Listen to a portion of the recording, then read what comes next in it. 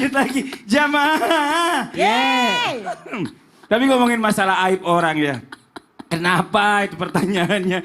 Aib orang itu selalu menarik untuk diceritakan. Menarik sekali, menarik itu sekali. apa yang membuat aib orang itu menarik untuk diceritakan sih? Ustadz Syam, jangan lupa headphone-nya dilepas dulu. Jadi kalau misalnya mau buang gas, tahu itu suaranya sekeras apa. Padahal yang berbahaya. Atau kalau mau buang gas, lihat kiri kanan dulu.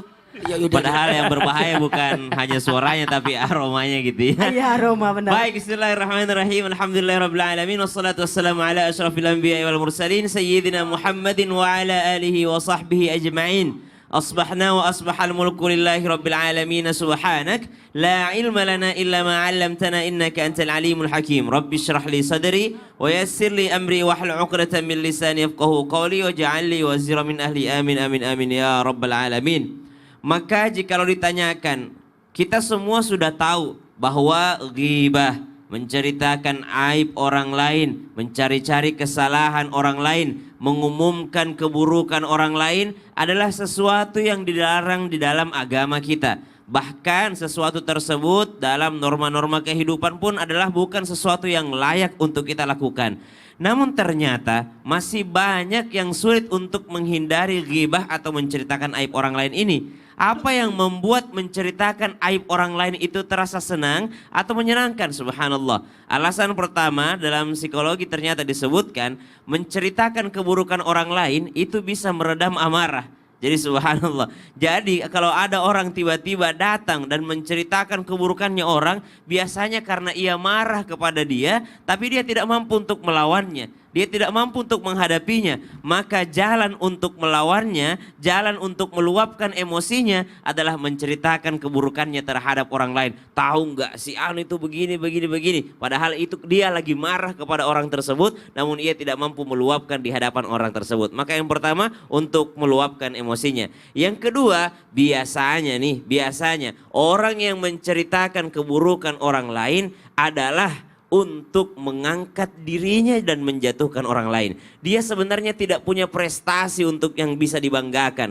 Dia tidak punya sesuatu yang bisa dilihat oleh orang lain. Makanya setiap nongkrong, setiap kongko, dia menceritakan aib orang lain. Dia menceritakan keburukan orang lain. Kenapa? Karena ia ingin mengangkat dirinya dan menjatuhkan orang lain. Orang seperti ini dipastikan ia tidak punya prestasi untuk dibanggakan dan diceritakan kepada orang lain. Kalau orang punya prestasi kan beda. Ketemu ceritakan anaknya, ketemu ceritakan pekerjaannya, ketemu ceritakan alhamdulillah prestasinya, pencapaiannya, apa yang dia capai. Tapi kalau orang tidak punya prestasi sama sekali, dia mau menceritakan apa selain menceritakan keburukan orang lain untuk mengangkat dirinya. Na'udzubillahi min dzalik.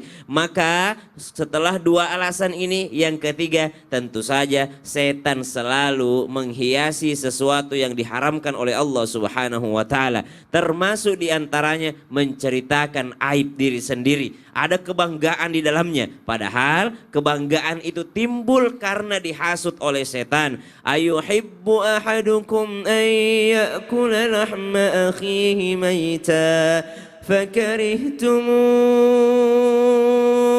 Apakah engkau senang untuk menceritakan atau memakan bangkai saudaramu sendiri, bangkai daripada temanmu sendiri yang telah mati? Fakarihtumu, kata Al-Quran, tentu kamu jijik, tapi kamu tetap melakukannya. Kenapa? Karena ternyata di sana dihiasi syaitan. Lihat bagaimana keharaman-keharaman dari khamar, haramnya perbuatan yang menghinakan, haramnya perbuatan judi karena pasti merugi, haramnya perbuatan-perbuatan ini. Tapi kenapa masih ada orang yang melakukannya? Karena ternyata di antara pekerjaan buruk tersebut ada syaitan yang senantiasa menghiasi sehingga terasa ataupun terlihat seperti sesuatu yang indah. Padahal itu adalah sesuatu keburukan. Wallahu ta'ala alam. Iya ya Ustaz Sam.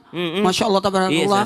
Kalau kita menceritakan aib orang, ya Allah bisa jadi dia sudah diampuni dosanya oleh Allah. Pasti, sementara orang yang mengumbar aib orang, menceritakan aib orang, itu bisa jadi dirinya belum. Karena? Ya tunggu dulu. Lah, Mas Fadli kok tumben enggak direspon, biasanya direspon. Maaf. Ini saya lagi tertarik ngelihat ini Instastory teman saya ini. Itu jadi saya jadi bengong. Nah, pertanyaan Ustadz, emang boleh ya ngumbar aib diri sendiri atau menceritakan aib diri sendiri dengan tujuan mencari solusi kayak gini? Ya nggak boleh lah. Nggak boleh kan? Nggak boleh. Tuh. Kalau kita bahas sekarang, Oh, harus dibahasnya nanti. Iya dong, Itu kan udah cukup waktunya. Ya Allah, dia penasaran juga. Ya udah, jamaah Islam Itinda yang ada di rumah jangan kemana-mana. Kita akan lanjutkan lagi setelah satu ini tetap di Islam Itinda. Jamaah, oh jamaah. Alhamdulillah. Ya sakit atau gimana?